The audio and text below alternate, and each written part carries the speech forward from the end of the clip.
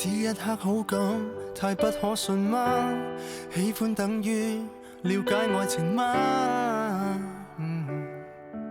什麼都可變卦，偷一刻溫馨也終須覺醒，可惜這顆心已不再年輕。情感輸給理性，太害怕要目睹過於受傷的程度，叫代價那樣高，也許將心聲吞吐。連天都早知道，有些愛未開始已經結束，未牽手已經退縮，未親歷過，但我已經再無力繼續。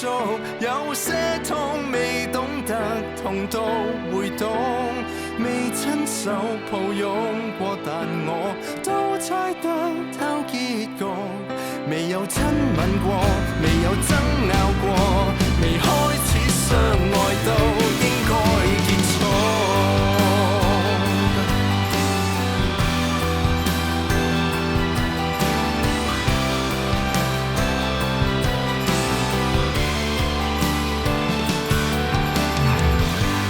多少的相差會爭執重傷，好比當一位戰爭裏遺孀。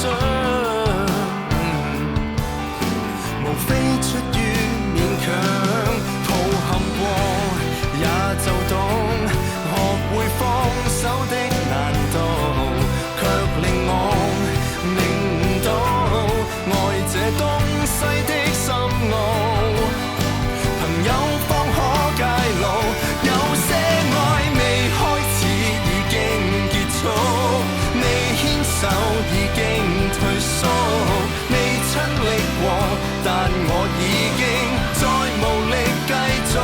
有些痛未懂得痛到會懂，未親手抱擁過，但我都猜得透結局。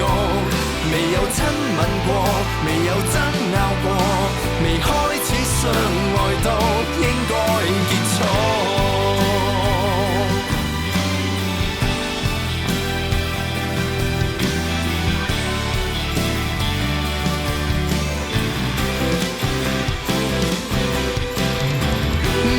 哪裏有注定愛某一位，好比一隻刺蝟，纏纏滿我身體。氣球是你怎麼可相愛到底？